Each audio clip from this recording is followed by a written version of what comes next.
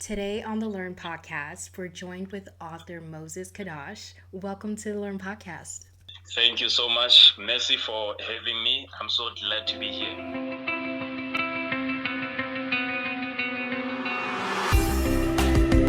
Moses Kadosh is author of Defeating the Spirit of the Antichrist. In it, you say that the spirit of the Antichrist is actually here. So, who is he, and what are the ways that you see its spirit manifesting right now in 2026 that's going unnoticed by the church?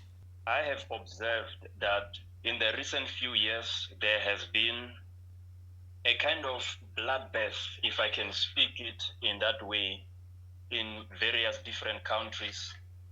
For example, in Nigeria, there have been believers that have been basically just murdered for their faith, and that has been happening for a few years by the hundreds each year. And there are multiple other countries. In certain countries, there are even laws that are being enforced to allow governments to arrest believers for having Bibles in their possession or any kind of activity that revolves around their Christian faith. But the more minuscule manifestations of the spirit of Antichrist includes what every believer goes through in their everyday lives. Things like the spirit of fear. I recently learned that the spirit of Antichrist is not only what manifests when the devil involves people to persecute you or to oppose you in your faith. Sometimes the spirit of Antichrist comes for your heart directly. The spirit of discouragement set in during the era of COVID-19, and ever since then, so many believers have lost hope and have lost faith in the Lord Christ. Others have left God altogether. Some are still there in church, but they do no longer have the same level of trust in God the way they used to before because of the amount of loss that they went through in the season of the pandemic. That is one of the ways that the spirit of Antichrist has managed to devalue their faith right inside their hearts. You're so right. I've been keeping up with the news, and there's definitely been an increase in Christian persecution around the world. And what's shocking is that it's going into first world countries like the US. You're hearing that pastors are being arrested now for preaching on the corners of the street. So I already see that the spirit of the Antichrist is here. And I want to ask you, what's at cost if we're not prepared to fight the spirit? If we are going to sit still and resist the advance of the spirit of Antichrist as the believers, we are going to have a greater reduction in the opportunities to preach the gospel. I was saying to believers right here in our country, South Africa, that we are a very fortunate country because our constitution actually allows us to preach our faith. However, in the past few years, and especially in the past few months, we have been seeing an increase in the opposition of our faith, which included students being disallowed from Christian practices on campus. And I was saying, if we are going to sit back and do not put into place the practices necessary to advance our faith, it is going to be that in the next generation, the believers will not have the same privileges that we have, that we can be on the streets and practice our faith, that we can freely walk to church and practice our faith. They are going to diminish it slowly and slowly because the devil understands that when there is a country that is as free as mine and others that are free and allow the practice of any kind of religion, in order to oppose Christianity there, he has to come in slowly. He cannot come in head first. So we must be vigilant of that, and we must stand. And not only must we do that privately through prayer, but we must also do so publicly and ensure that our right to exercise our faith is not treaded upon. Correct. I agree. I'm seeing them strip us of our privileges, as you say. And while they do that, we're seeing that other religions are gaining privileges, which is shocking. And we already Absolutely. see us not being able to hold Bible studies in schools.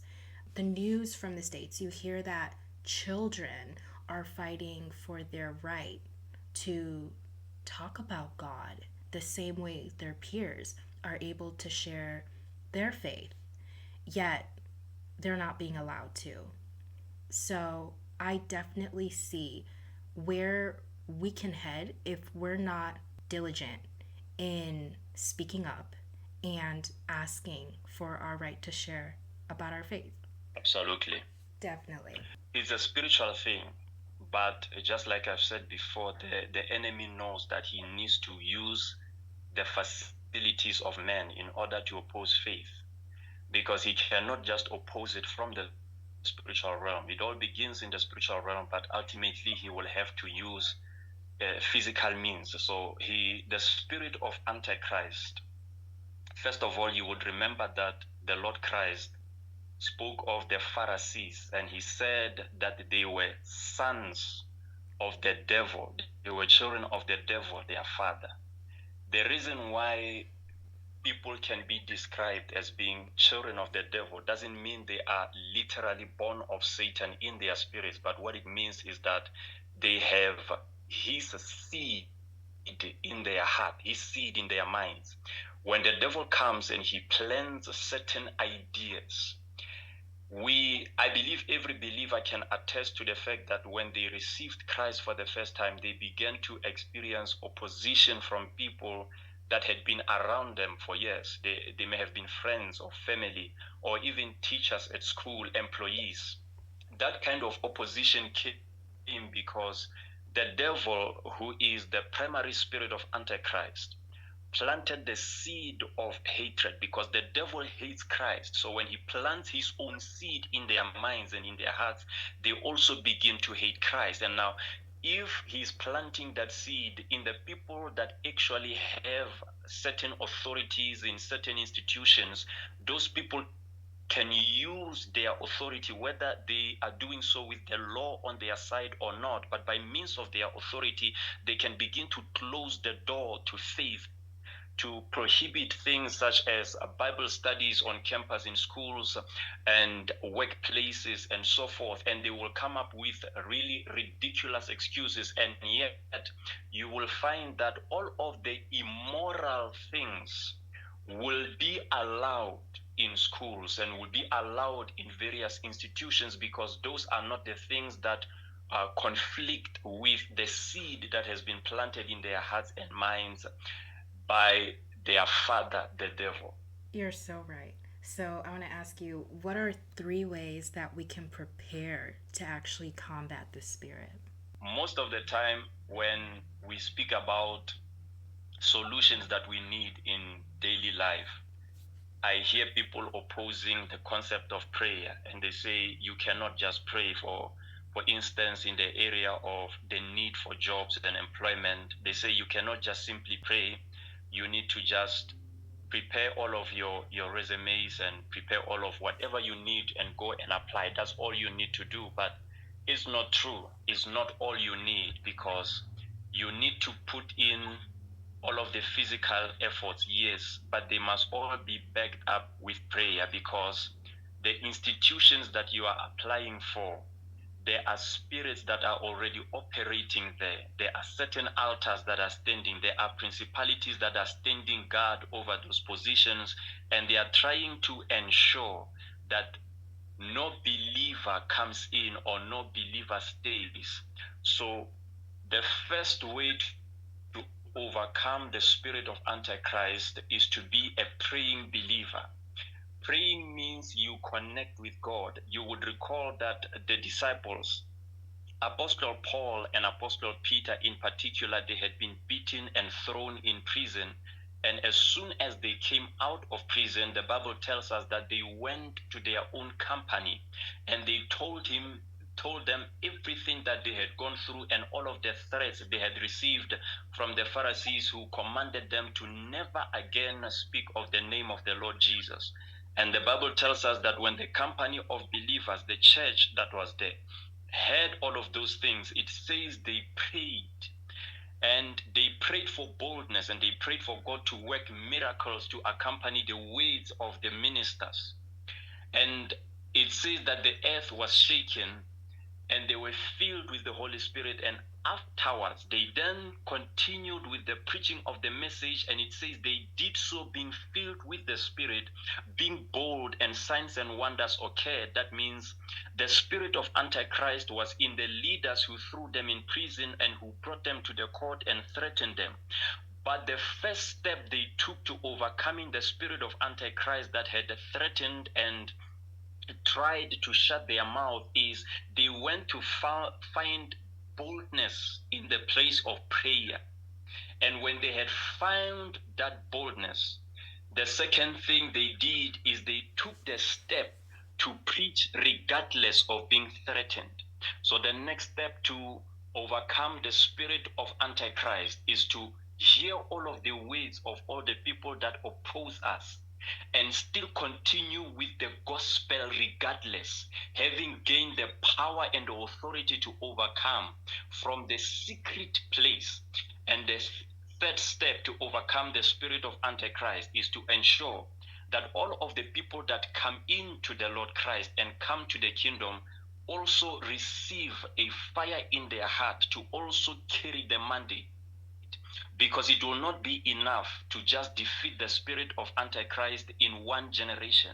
We must ensure that the next generation carries the work to continue defeating the spirit of Antichrist in their generation, because the mandate of the spirit of Antichrist is not going to be defeated once off. It is a continual defeat that we continually effect over the works of the advancement of the Antichrist spirit, that we must continue for years and years, as long as we are here, until rapture comes. Yes, that was so well put. Have boldness and continue to share the gospel despite opposition. And I'm just thinking, our predecessors who came before us and they helped us gain the rights that we have today that now are almost being taken from us. And I like what you said, that it's a continuous fight. It's not something that's finished. We still have work to do and we can't give up. It's not time to stop and accept defeat. It's time to really get to prayer, like you said, because that's one of the most important things that we can do. And the second step is really going out there, and speaking about why we have the right to express our faith. Because I'm seeing other religions, they're so bold in going out and advocating for a church for their faith. They're so bold in advocating for a meeting place. Even in school, there's this group called After School Satan, and you see them and how they're willing to go to great lengths to do that. And I think us as believers, we really need to look at that and say, what are we doing? Are we sitting back and taking this? Them trying to quiet our voice? And we need to figure out, what is it that we can do? Can we gather together? Can we go and demand for a place for us in the world? We shouldn't be stifled. So I'm so thankful that you've enlightened us today on how we can combat the Antichrist spirit. So where can readers get your book? Thank you so much. My book can be found right now in seller.com. Unfortunately, as a physical book, it is only going to be available across the country of South Africa. But across all nations, it can be found on seller.com as an ebook or digital copy. Wonderful. Well, I am so thankful that you got to join me today on the podcast, Moses. Thank you so much. I am the one who is excited and very Spirit led, happy that the message that God has put in my belly has an opportunity to reach your audience. Thank you so much. If you enjoyed today's conversation, go ahead and like, subscribe, share, and comment. This has been the Learn Podcast. Thank you so much for listening.